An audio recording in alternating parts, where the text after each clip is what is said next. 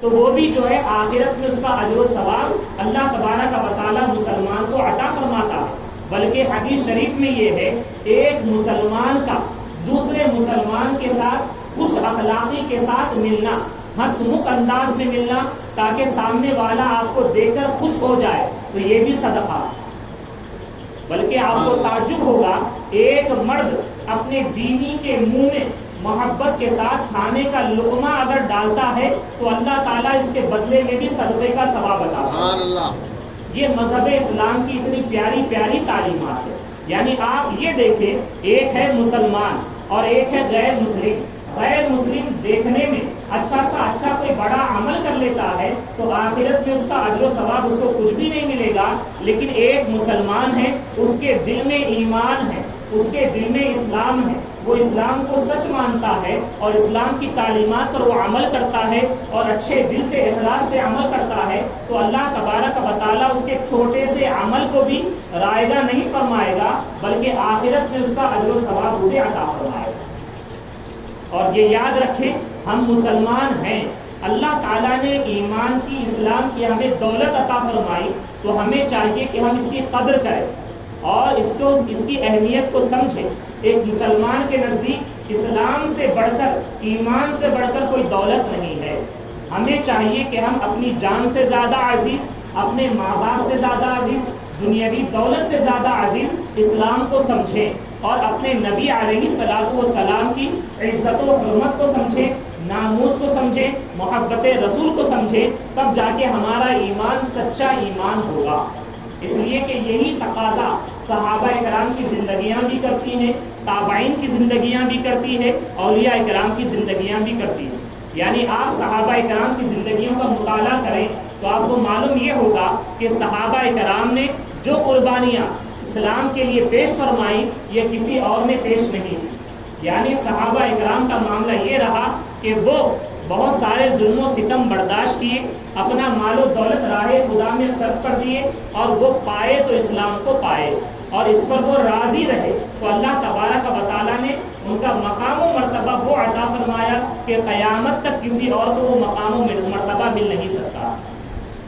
اور ان کے علاوہ صحابہ کرام کی زندگیوں کو دیکھیں گے آپ تو آپ کو پتہ یہ چلے گا کہ جیسے کہ ایک صحابی رسول ہے عبداللہ ابن حذافہ سہمی رضی اللہ تعالی عنہ، سرکار فاروق اعظم رضی اللہ تعالی عنہ کا دور خلافت، یعنی ان پر بہت زیادہ پریشر آتا، بہت زیادہ دباؤ آتا، ان کی جان جانے کا خطرہ ہوتا، تب بھی وہ اسلام کو، ایمان کو نہیں چھوڑتے۔ وہ یہی پسند کرتے کہ جان چلی جائے۔ کیوں؟ اس لیے کہ جس رب نے یہ جان عطا کی، اگر اس رب کی راہ میں ہزاروں جانیں بھی ہم قربان کر دیں تو اس سے بڑھ کر اعزاز کی بات کیا ہو۔ صحابی رسول کا ایسے ہی ایمان رہا۔ ایک صحابی رسول ہے عبداللہ ابن حذافہ رضی اللہ تعالی عنہ، ایک جنگ میں صحابہ کرام کی 80 کی جماعت، ایک تعداد ہوتی ہے 80 کی بڑی تعداد، یہ تمام کے تمام ہرقل بادشاہ کے پاس قید ہو جاتے ہیں، اور روم کا یہ بادشاہ ہوتا ہے، اور یہ عبداللہ ابن حذافہ جو ان کے کمانڈر ہوتے ہیں، ان کو یہ پیشکش کرتا کہ سنو، اگر تم یہ چاہتے ہو کہ تمہاری جان بخش دی جائے اور تمہیں آزاد کر دیا جائے تو تم اسلام کو چھوڑ دو اور عیسائی مذہب کو قبول کر لو تو ہم تمہاری جان بخش دیں گے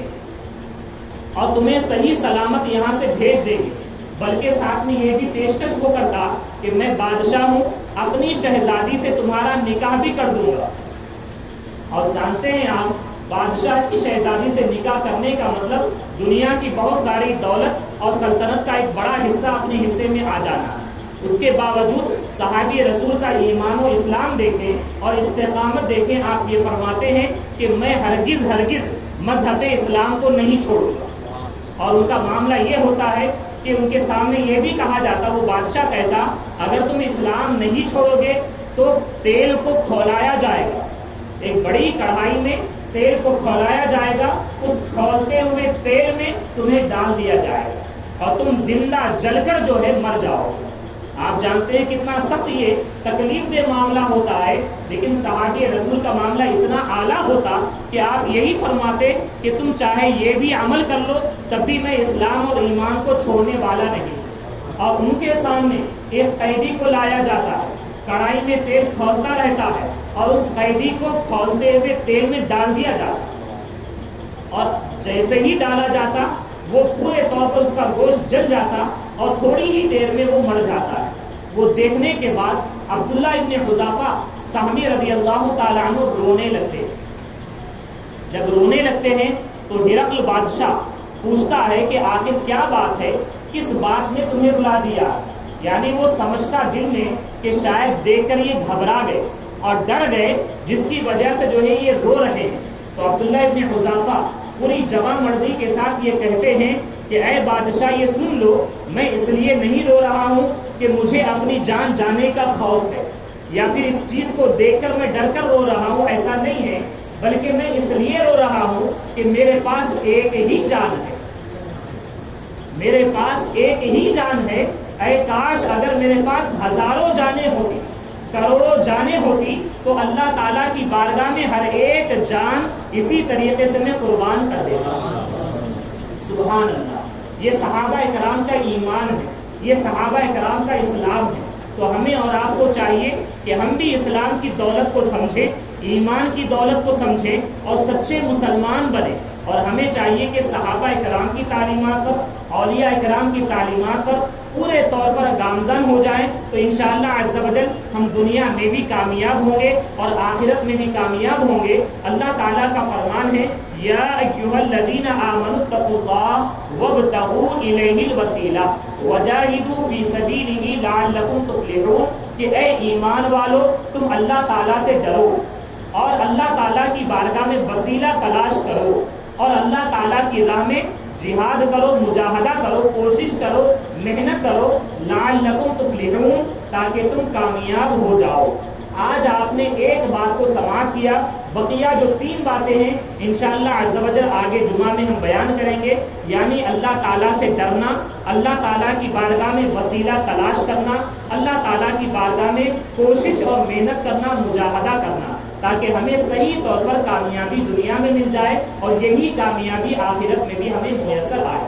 آخر میں ایک اہم بات آپ کے سامنے پیش کریں گے۔ الحمدللہ آپ تمامی حضرات بڑی محبت کے ساتھ دور دراز سے اس مسجد میں تشریف لاتے ہیں، اور آپ کے آنے کے لیے، آپ کے آنے سے پہلے یہاں کے کمیٹی کے ذمہ دار حضرات آپ کی خدمت کرتے ہیں، پورے طور پر آپ کے لیے تیاری کر دیتے ہیں، لیکن آپ کا بھی کچھ تعاون ہونا چاہیے،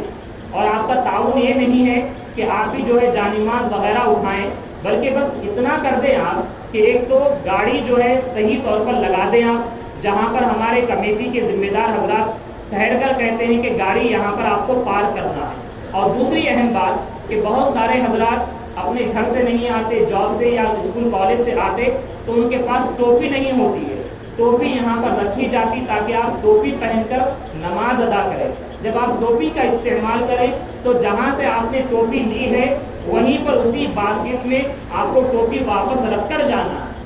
لیکن سننے میں یہ آیا ہے کہ جہاں موقع پاتے ہیں وہاں پر آپ ٹوپی چھوڑ دیتے ہیں۔ تو اس طریقے سے مسجد کی ٹوپی کا اگر گم ہو گئی تو نقصان ہوگا، اور دوسرا یہ ہے کہ کہیں چھوڑ دیتے ہیں، مسجد کے کمیٹی والوں کو، ذمہ داروں کو کافی تکلیف ہوتی ہے، جگہ جگہ سے ٹوپیاں تلاش کرنی پڑتی ہیں۔ اگر آپ اتنا تعاون کر دیں گے کہ بھٹی میں، باسکٹ میں جو ہے آپ ٹوپی رکھ دیں گے تو ان کے حق میں آسانی ہو جائے گی۔ اور ایک اہم بات یہ ہے کہ جب نماز ہوتی ہے تو اس کے بعد دعا ہوتی، اور دعا بہت مختصر کی جاتی ہے۔ اس کی وجہ یہ ہے کہ شرعی مسئلہ ہے کہ جس نماز کے بعد سنتیں ہوتی ہیں تو دعا مختصر کرنا ہے، لیکن ہمارے کچھ احباب اتنی جلدی میں ہوتے ہیں، 2 رکعت ادا کرتے ہی فوراً نکل جاتے ہیں، دعا میں بھی شرکت نہیں کرتے۔ تو یہ بڑے افسوس کی بات ہے۔ آپ کو چاہیے کہ آپ اللہ تعالیٰ کے لیے مسجد میں آئے ہیں تو آپ پورے طور پر اطمینان کے ساتھ حاضر رہیں، کچھ وقت اللہ کی رضا کے لیے عطا کریں، پھر اللہ تعالیٰ دنیا کے کام میں خوب برکتیں آپ کو عطا فرمائے۔